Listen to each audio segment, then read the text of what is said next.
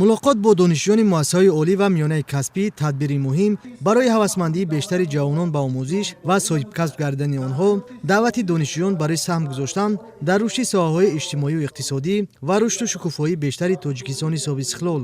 Дар шаҳри Хуҷанд мулоқоти раиси ноҳияи Ашт бо донишҷӯёне ки дар муассисаҳои олӣ ва миёнаи касбии маркази вилояти Суғд таҳсил мекунанд баргузор гардид. муовини раиси вилояти Суғд ва роҳбарияти мақомоти иҷроияи ҳокимияти давлатии ноҳияи Ашт аз таваҷҷӯҳи рӯзафзони ҳукумати мамлакат ба ҷавонон ҳамчун нерӯи пешбарандаи ҷомеа шароити мусоиди таълиму тарбият дар муассисаҳои олӣ ва миёнаи касбӣ ёдовар шуданд. Таъкид гардид ки имрӯз аз ноҳияи Ашт дар муассисаҳои олӣ ва миёнаи касбии шаҳри Хуҷанд беш аз 2500 нафар таҳсил мекунанд.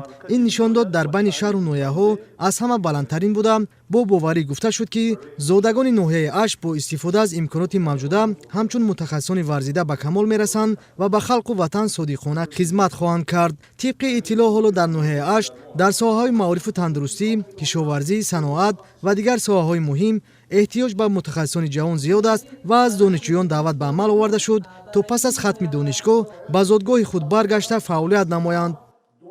ман аз хурдӣ орзу мекардам ки омӯзгори фанни забони русӣ шавам ва дар ҳамин сол ба орзуи худ расида пас аз хатми мактаби миёна тавассути квотаи президентӣ ба донишгоҳи давлатии Хуҷанд факултаи филологияи рус дохил шудам ва баъд аз хатми донишгоҳ азм дорам ки ба деҳа баргашта ба тарбияи хонандагон машғул шавам. дар мулоқот бо донишҷӯён таъкид гардид ки хизмат дар сафи қувваҳои мусаллаҳ қарзи шаҳрвандӣ ва рисолати пурифтихор ба шумор меравад. бо дарки ин муҳимият донишҷӯён пас аз хатми донишгоҳ ба сафи артиши миллӣ пайваста дар ҳифзи марзубум ва ҳимояи дастовардҳои замони собиқистиқлолӣ саҳм мегузоранд. зодагони ноҳияи Ашт барои таваҷҷӯҳ ва ғамхорӣ ба пешвои миллат президенти ҷумҳурии Тоҷикистон муҳтарам Эмомалӣ Раҳмон миннатдорӣ баён намуда, бо дархосту пешниҳод ба роҳбарияти мақомоти иҷроияи ҳокимияти давлатии ноҳияи Ашт муроҷиат намуданд.